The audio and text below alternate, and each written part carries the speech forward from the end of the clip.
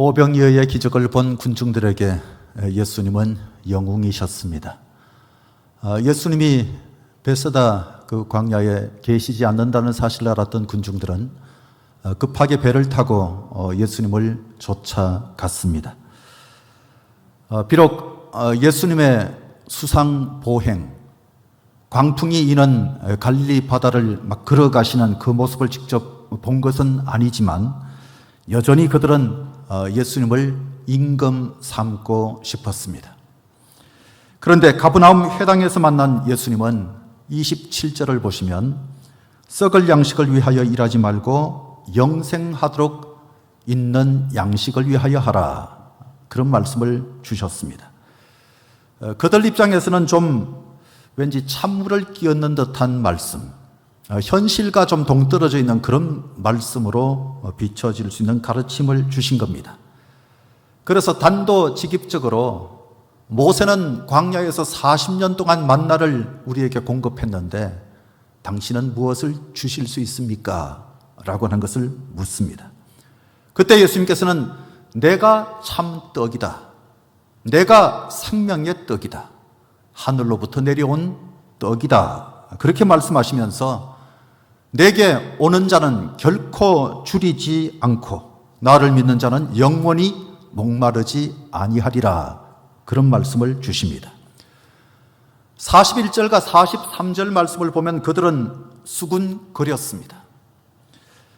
요셉의 아들, 목수 아들인 거 우리가 뻔히 아는데 지금 무슨 소리 하는 거냐, 그런 반응을 보인 겁니다. 여기 수군거리다라고 하는 이 단어는 이스라엘 백성들이 광야에서 하나님께 원망했는데 그 원망했다고 할 때 쓰인 단어하고 똑같은 단어, 그게 바로 수군거리다라고 하는 말입니다. 예수님은 수군거리지 말라, 그렇게 말씀하십니다. 사도 바울도 훗날 비슷한 말씀을 하시는데 고린도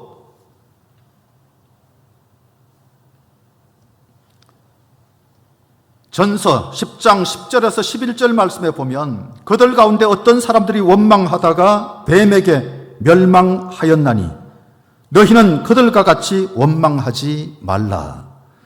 그들에게 일어난 이런 본보기가 되고 또한 말세를 만난 우리를 깨우치기 위하여 기록되었느니라.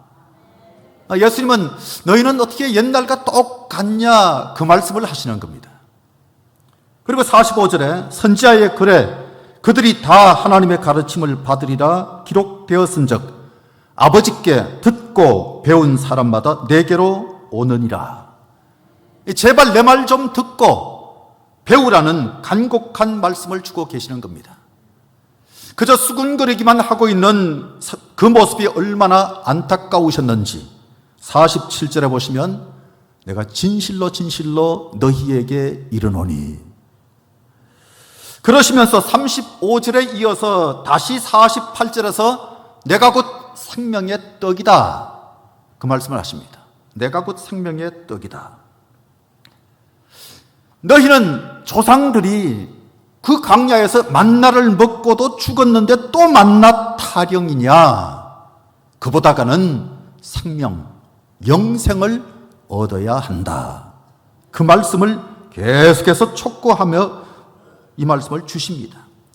그런데도 그들의 반응을 보면 52절 말씀에 그러므로 유대인들이 서로 다투어 이르되, 여기 서로 다투다라고 하는 이 말은 수군거리다와 같은 말입니다.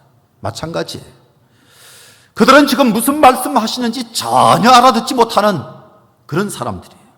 오늘 본문은 가버나움 회당에서의 가르침에 대한 무리의 반응입니다. 61절에 수군거렸다라고 하는 말이 또 나와요. 여기저기서 계속 수군거립니다. 그리고 66절에 보면 그때부터 그의 제자 중에서 많은 사람이 떠나가고 다시 그와 함께 다니지 아니하더라. 이 군중들이 베세다 광야로 밀물이 들어오듯이 그렇게 밀려왔었는데 예수님이 좀 섭섭함을 느낄 정도로 썰물처럼 빠져나갑니다. 그들이 왜 떠납니까? 한마디로 말하면 그들이 영치들이기 때문에 그렇습니다. 영적인 것을 제대로 알아듣지 못하는 그 영치. 그래서 이 영치들이 그동안 헛다리 짚었다, 그런 결론을 내리고 떠나가고 있는 겁니다. 그때 예수님이 12제자에게 물으십니다. 67절, 너희도 가려느냐? 다분히 갈 테면 가라, 당당한 그런 모습이기도 하지만 너희는 안 가겠지 하는 예수님의 안타까움이 포함된 말씀이기도 합니다. 오늘은 그때 제자들에게 물으셨던 너희도 가려느냐, 그 제목으로 말씀을 나누겠습니다.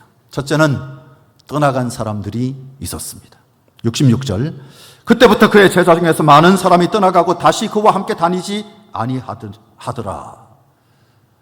60절에 보면 제자 중 여럿이 듣고 말하되 이 말씀은 어렵도다, 누가 들을 수 있느냐, 그런 말씀이 먼저 나와 있습니다. 말씀에 대한 그들의 반응이에요. 그러니까 말씀을 제대로 알아듣지 못하니까 결국은 떠나게 되었다는 겁니다. 가슴 아픈 것은 그들을 군중이라고 표현하지 않았고 다른 사람이라고도 표현하지 않았습니다. 그들에 대해서 말할 때 many of his disciples, 제자 중에서. 우리 설교 듣고 떠난 것도 아니고 예수님의 설교를 듣고 사람들이 떠난 거예요. 그런데 예수님이 그 사람들을 붙들려고 하시지 않습니다. 성경에 보면요, 예수님이 메시지 한 것 때문에 시험 들었다 그러면서 떠나가는 사람을 예수님이 붙들지 않으세요. 마가복음 19장에 보면 한 부자 청년이 예수님을 찾아옵니다. 세상의 즐거움보다 영원한 생명을 얻기 위해서 어릴 적부터 십계명을 지키면서 신실하게 살아온 청년입니다. 그런데 예수님이 단 한마디 칭찬도 하지 않으시고 엄청난 요구를 하십니다.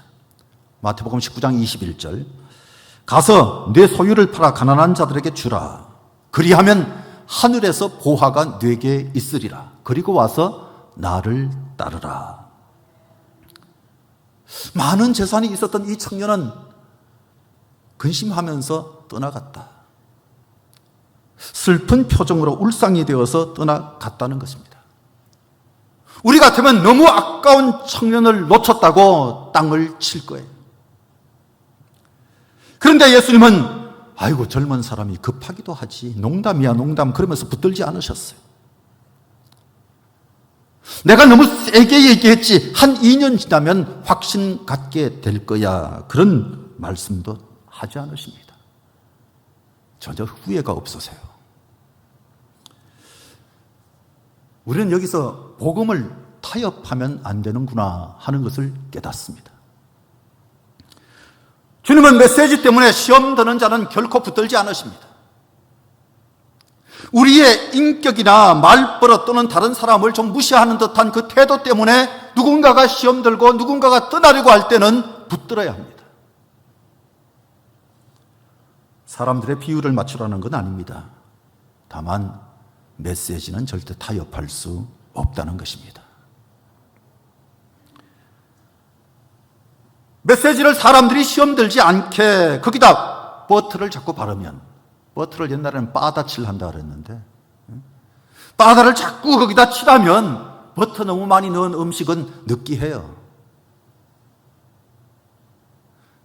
설교를 느끼하게 할 수는 없는 거잖아요. 느끼한 음식처럼 그렇게 해서는 안 되는 거잖아요.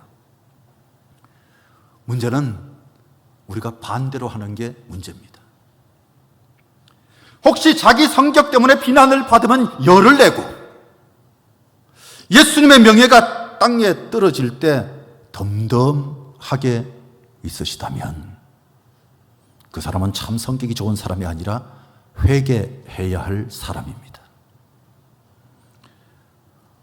토마스 아 캠피스라고 하는 사람이 그리스도를 본받아라고 하는 책에서 이런 말을 했습니다. 그리스도의 천국을 사랑하는 자는 많으나 그리스도의 십자가를 지고자 하는 사람은 매우 드물다.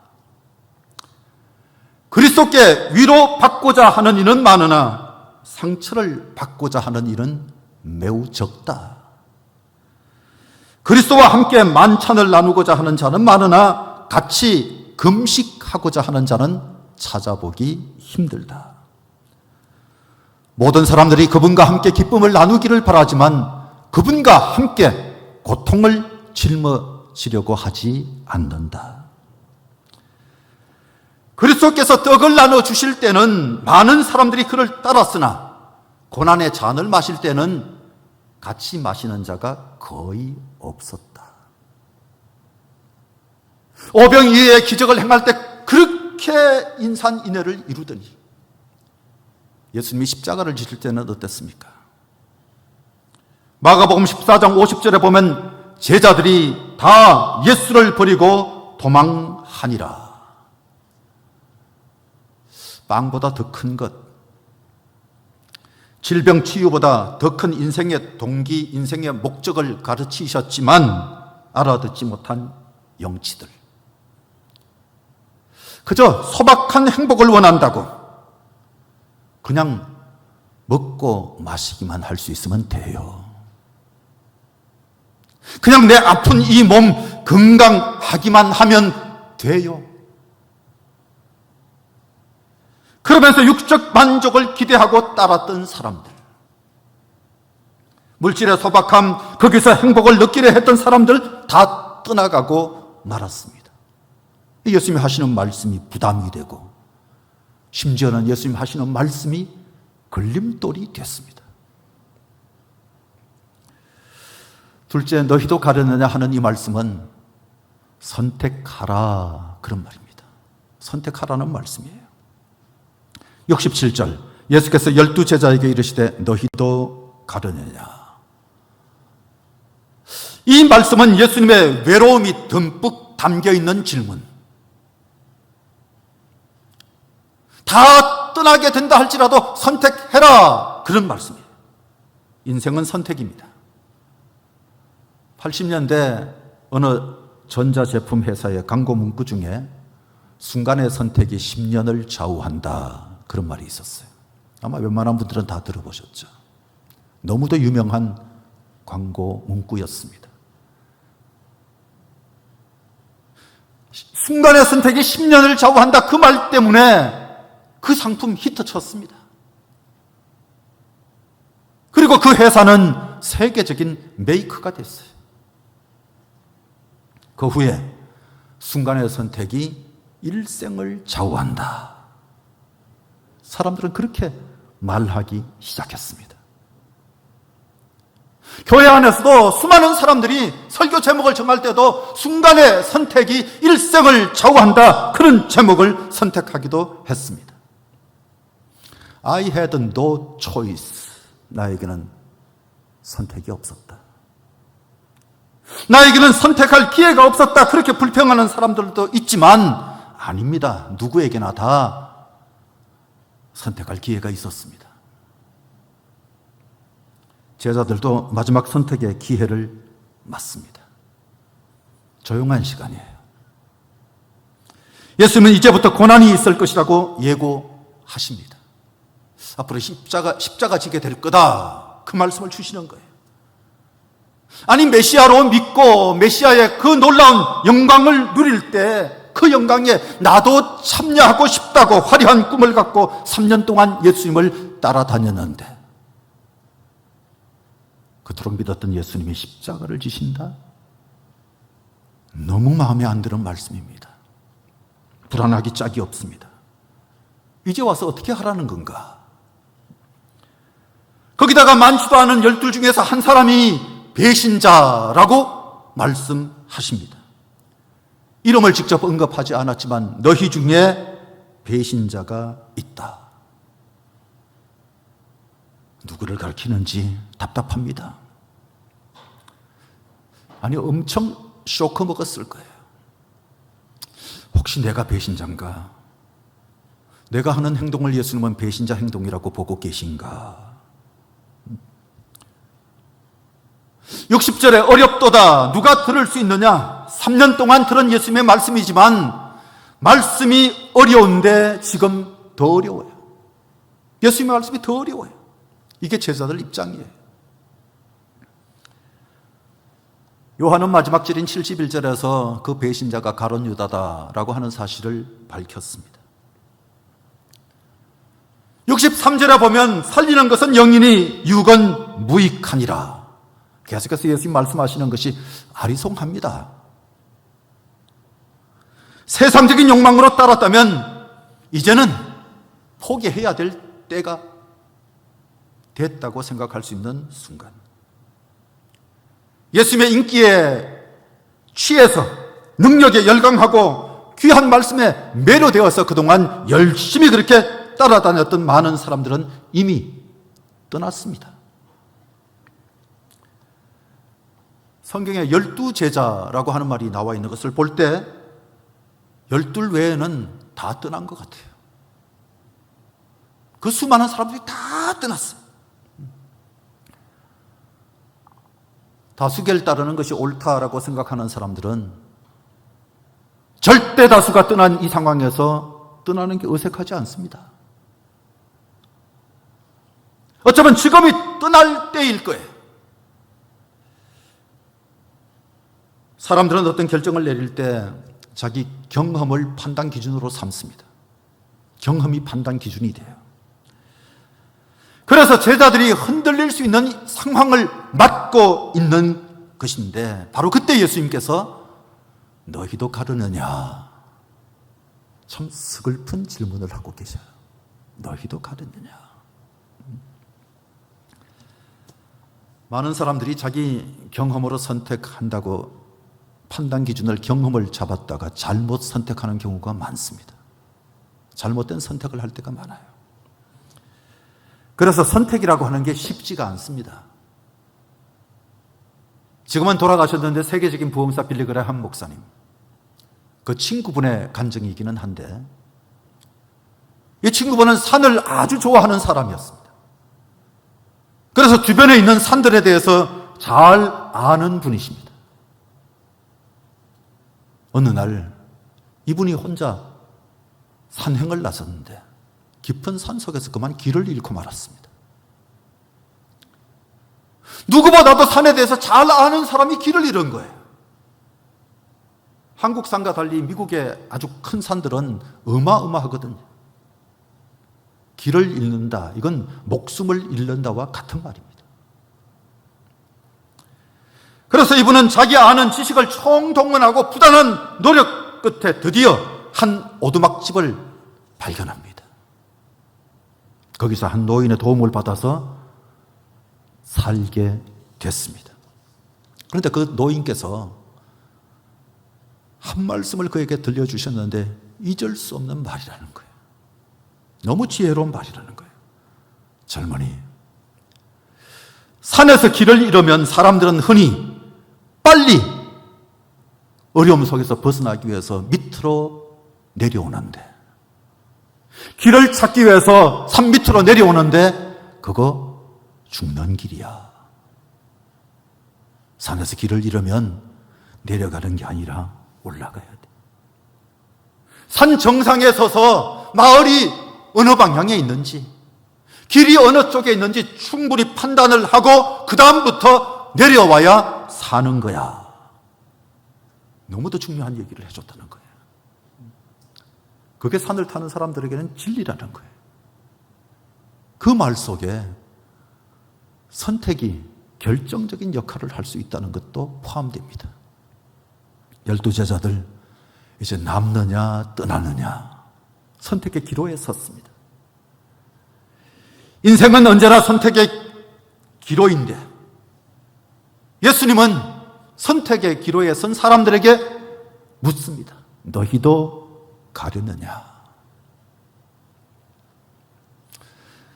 세 번째, 누구에게로 가오리까? 이 대답에 대해서 이 질문에 대해서 이렇게 대답하는 사람이 있습니다. 68절. 시몬 베드로가 대답하되 주여 영생의 말씀이 주께 있사오니 우리가 누구에게로 가오리까?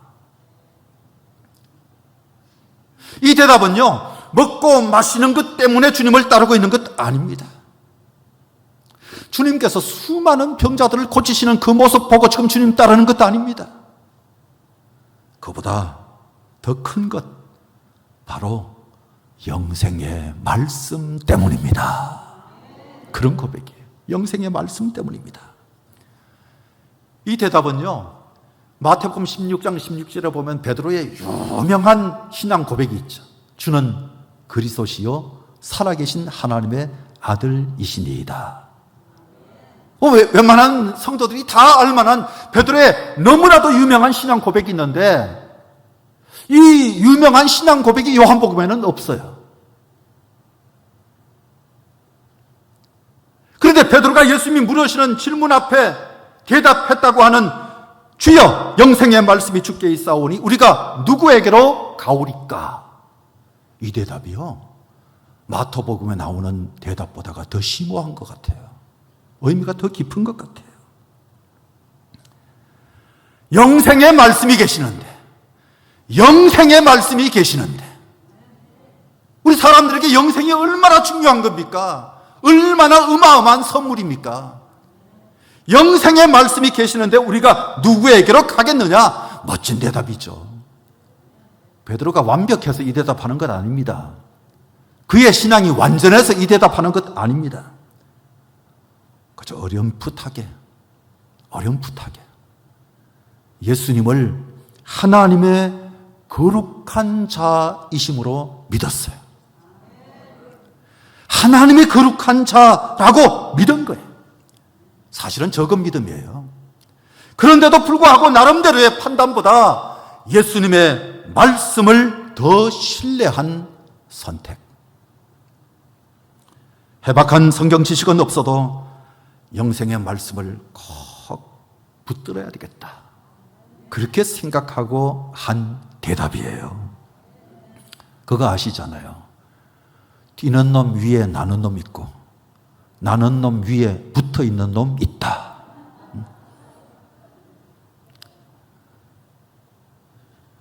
요한복음에는 유난히 예수님의 말씀이 많아요. 다른 복음서보다 압도적으로 예수님이 하신 말씀을 직접적으로 언급해 놓은 것들, 그런 것들이 많습니다. 제 성경도 예수님이 직접 하신 말씀들은 빨간색이거든요. 그런 성경 보는 분들이 많잖아요. 그런데 요한복음에 온통 빨간색이에요. 특별히 13장부터 17장까지는 예수님의 긴 설교인데 거의 다 빨개요. 13장은 조금 덜하긴 한데 거의 다 빨갛다고 해도 틀린 말이 아니에요. 그런데 요한은요, 처음부터 예수님을 말씀이라고 불렀어요. 1장 1절에 태초에 말씀이 계시니라. 그 당시 유행어였던 로고스, 그 예수님이 말씀, 로고스이시다, 그렇게 말했는데, 로고스라고 하는 것은 플라톤 철학과 스토아 철학의 중요한 개념이에요. 온 우주에 합리성과 생명을 주는 프린시플, 그 원리다, 그렇게 생각해서 예수님은 말씀이시다, 그렇게 표현했거든요. 우리가 잘 알지만 단순히 말이라고 하는 것은 한 존재의 생각이나 욕구를 나타내는 수단입니다. 우리는 말을 통해서 그 존재를 압니다.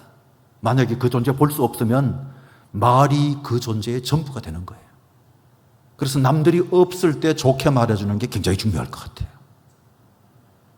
사람 앞에서는 오히려 지적해도 괜찮지만 사람이 없는 데서는 칭찬해 주는 것이 훨씬 낫다고 합니다.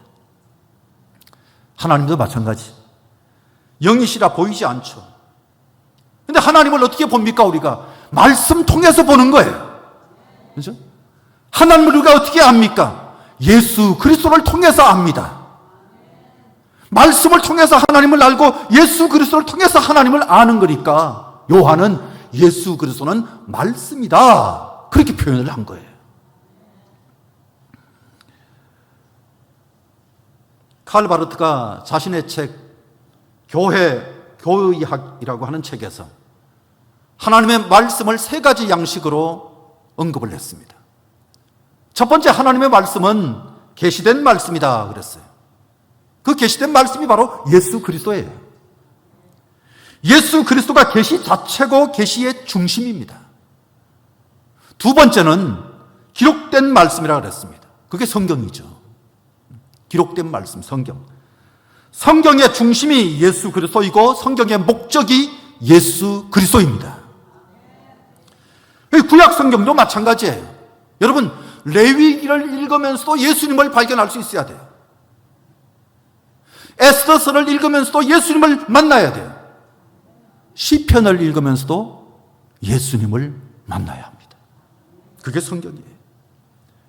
직접적으로 예수 그리스도의 이름이 언급되지 않는다 할지라도 구약은 하나님의 말씀을 기록한 책, 구약은 예수 그리스도를 전하는 책들입니다. 레위기 제사 제도를 읽을 때 그 제사들을 읽으면서 어떻게 생각해야 됩니까? 그런 고민이 들 수도 있지만 레위기의 제사를 읽으면서 예수님의 희생을 생각하면 좋을 것 같아요. 시편에 수많은 탄식이 나오는데 그 탄식을 보면서 우리를 지독하게도 사랑하시는 예수님 앞으로 한 걸음 더 나아갈 수 있는 힘을 얻으면 좋을 것 같아요. 십계명을 읽으면서 이게 바로 주님의 사랑의 명령이구나, 그렇게 생각하고 그 명령을 순종하겠다 결심하는 게 좋을 것 같아요. 마르틴 루터는 성경에서 그리스도 빼면 뭐가 남을지 아느냐, 모든 성경은 오직 그리스도에 관한 것뿐이다. 그러면서 율법과 예언서들도 그리스도를 싸고 있는 강보, 그리고 그를 뉘고 있는 구유, 그런 표현을 썼습니다. 핵심이 예수 그리스도라는 말입니다. 칼 바르트, 그가 나타나기 전에 완전히 신학 분위기가 말이죠, 자유주의 신학이었었어요. 사람들이 성경을 막 함부로 해석합니다. 그 모습을 보면서 그냥 칼을 들고 바르르 뜨는 것 같은 칼 바르트가 등장해서 신정통주의, 이거 안 된다, 이거 안 된다, 이런 신학 가지고는 안 된다. 그래서 신정통주의의 기치를 높이던 사람이 칼 바르트예요. 그가 세 번째로 말씀의 양식을 얘기한 것은 바로 선포된 말씀이에요. 설교입니다, 설교. 이 문자로 쓰여져 있는 이 성경, 이 문자를 살아나게 하는 것이 선포라는 거예요. 살아나게 하는 것. 그래서 종교개혁자들은 설교가 하나님의 말씀이다 그랬어요. 설교가 하나님의 말씀이다. 여러분, 설교를 이희호 목사의 말로 듣지 마시고 하나님의 말씀으로 들으시기 바랍니다. 말씀이신 예수 그리스도가 설교로 살아나는 것, 설교가 그렇게 돼야 합니다. 설교의 중심이 철저하게 예수 그리스도여야 합니다. 여러분, 설교가 정신적인 교훈은 아니잖아요. 설교가 정치적인 이념을 선포하는 자리가 아니잖아요. 설교라고 하는 것이 윤리각성 촉구하는 것이 아니잖아요. 설교라고 하는 것이 웃고 떠드는 만담도 아니고, 설교라고 하는 것이 신앙 간증도 큐티 나눔도 아닙니다. 중심에 그리스도에 대한 찬양이 있어야 돼요. 그리고 그리스도로 말미암은 위로가 있어야 돼요. 그리스도의 준엄한 명령이 있어야 되고, 마지막도 그리스도로 끝날 수 있다면 그게 바로 설교예요. 베드로는 영생의 말씀이 주께 있습니다. 영생의 말씀이 바로 주께 있습니다. 여러분, 말씀 잘 지키면 복받고, 말씀 잘 지키면 번성하고, 말씀 잘 지키면 건강하고 장수한다, 이 말씀 정도가 아닙니다. 이터널 라이프, 이터널 말씀, 라이프, 영생의 말씀이 계시네. 주님께 영생의 말씀이 계시네. 여러분, 예수님 오신 것이 생명 주기 위해서 오셨다 그랬잖아요. 영생 주기 위해 오신 거예요. 요한복음 10장 10절에 내가 온 것은 양으로 생명을 얻게 하고 더 풍성히 얻게 하려 함이라. 더 풍성히 얻게 하려는 것이라. 여러분, 우리도 베드로처럼 고백할 수 있기를 바랍니다. 예수님의 선물 때문에 믿는 것 아니잖아요. 솔직히 우리가 예수님의 선물을 기대할 때 많이 있는 것 사실이지만 선물 때문에 믿는 것이 되어서는 안 됩니다. 예수님의 인격과 성품이 너무 좋아서, 우리를 향한 예수님의 계획이, 예수님의 꿈이 너무 좋아서, 예수님의 말씀 한마디 한마디가 너무 좋아서, 그래서 예수 믿는 거잖아요. 그렇죠? 그래서 예수 믿는 거잖아요. 한번 따라해 봅시다. 주여, 영생의 말씀이 주께 있사오니 내가 누구에게로 가오리까? 영생의 말씀이 주께 있는데 내가 누구에게로 가겠습니까? 다른 데 기웃거리지 않겠습니다. 다른 데 가지 않겠습니다. 그런 자세를 베드로처럼 우리도 밝혀야 할 거예요. 물론 예수님이 말씀으로 존재하시기 때문에 베드로처럼 선택하기가 쉽지 않을 수도 있습니다. 말씀은 붙잡을 수 없고 그 열매도 보이지 않는다고 생각하기 때문입니다.